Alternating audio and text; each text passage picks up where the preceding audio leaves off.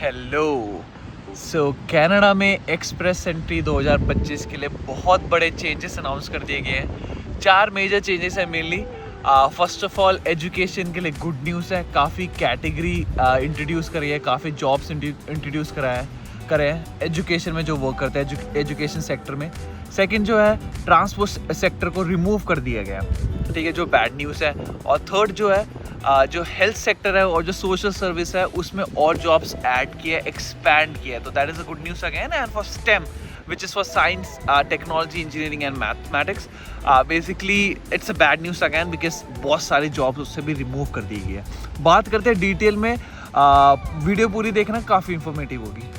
तो 2025 के labour market को एसेस करके काफ़ी जॉब्स ऐड की है, काफ़ी जॉब्स रिमूव किए हैं। तो बात करते हैं किसके लिए, किन लोगों के लिए आसान होगा 2025 में पीआर लेना और किन के लिए मुश्किल होगा।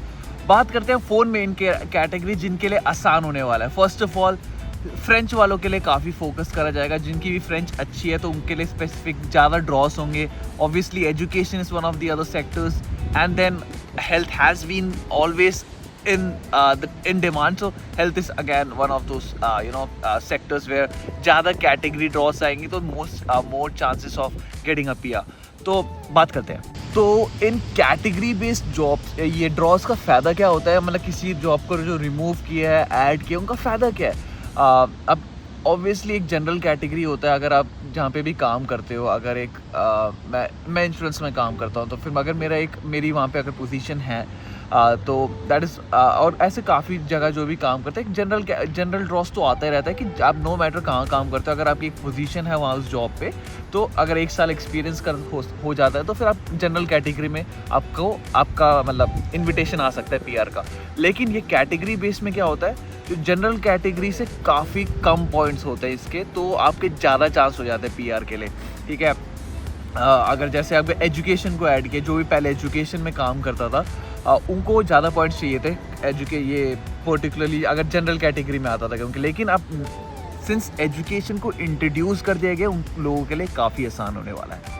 तो आप स्क्रीनशॉट साइड में लगा दिए, तो आपका इनमें से कोई भी जॉब हो, अगर आप इनमें से कोई भी जॉब में करते होगे तो फिर आपको पीआर की ज़्यादा पॉसिबिलिटी है।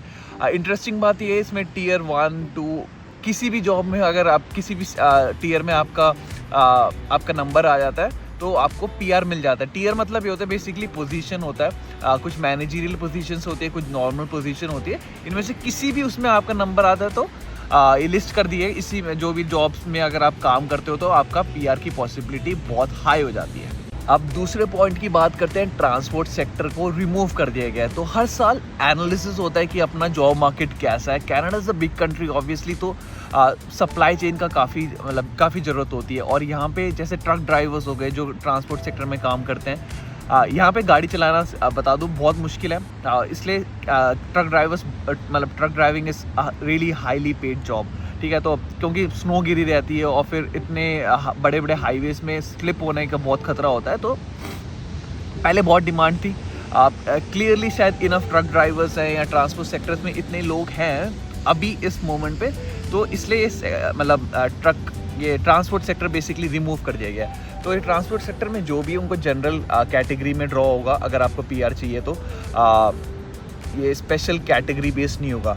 अब ट्रांसपोर्ट को रिमूव कर दिया है और एजुकेशन को ऐड कर दिया है, ठीक है। अब बात करते हैं थर्ड की, जो भी अगेन गुड न्यूज़ है, जो हेल्थ सेक्टर में काम करता है। तो ऑब्वियसली हमेशा से प्रायोरिटी रहा हेल्थ सेक्टर, तो 8 ऑक्यूपेशंस को ऐड करा है। लिस्ट मेरे साइड में है। अब पहले से मतलब ये स्पेसिफाइड कैटेगरी ड्रॉ निकलता था हेल्थ सेक्टर में, तो उसमें और ऑक्यूपेशन ऐड कर दिए गए हैं। जो भी है देखो, फार्मेसी, सोशल सर्विस जो है अगर उस सेक्टर में भी आप काम करते हो तो कैटेगरी बेस्ड अगर हेल्थ केयर का ड्रॉ आता है तो आपको आपका पीआर का इनविटेशन आ जाएगा। तो ये जनरल कैटेगरी से अगेन मैं रिपीट करूँगा, काफ़ी पॉइंट्स कम होते हैं। हालांकि 6 ऐसे ऑक्यूपेशंस है जिसको रिमूव भी कर दिया गया है, ये हेल्थ बेस्ड ड्रॉप है, लेकिन overall it's a good news for health sector as well.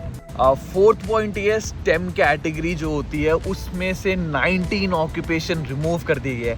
Interestingly stem category engineering, scientist, researchers, ऐसे काफ़ी ऑक्यूपेशन जो IT वगैरह में काम करते हैं उसको रिमूव कर दिया गया। ये जो था ये हमेशा से डिमांड में रही है, मतलब आज नहीं बहुत सालों से।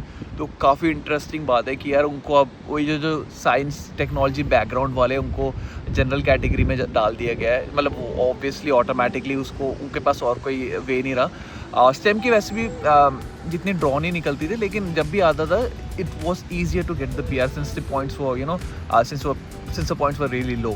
Interestingly, STEM कैटेगरी में अपना इंश्योरेंस ऐड कर दिया गया है। तो 19 ऑक्यूपेशन निकाली गए हैं जो भी मैंने आपको लिस्ट दिखाई है, और इंश्योरेंस, मैं काम करता हूँ इंश्योरेंस में, तो इंटरेस्टिंगली मतलब इंश्योरेंस को ऐड कर दिया गया। तो जो भी इंश्योरेंस में काम करता है it's a good news for them, and interestingly this country needs insurance brokers more than engineers. So मेरे को खुद से ऐसा लग रहा है, मतलब कैसे, मतलब साइंटिस्ट से ज़्यादा या इंजीनियर से ज़्यादा they need insurance brokers more. Facebook वगैरह काफ़ी जगह कम कमेंट्स आए हैं इस चीज़ को लेके इन अ नेगेटिव मैनर। मतलब काफ़ी इंटरेस्टिंग बात है सोचने की, मतलब मुझे नहीं पता क्या थॉट प्रोसेस था इसके पीछे, लेकिन काफ़ी इंटरेस्टिंग ये न्यूज़ है।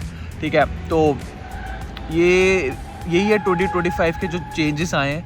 बहुत बड़े चेंजेस हैं, मतलब क्योंकि ये हमेशा कुछ ना कनाडा, अभी तो मैं तो कह रहा हूँ कुछ ना कुछ तो मूवी की तरह चल रहा है यार। कभी क्या हो रहा है, कभी कुछ, रोज़ नया अपडेट, रोज़ नया कुछ।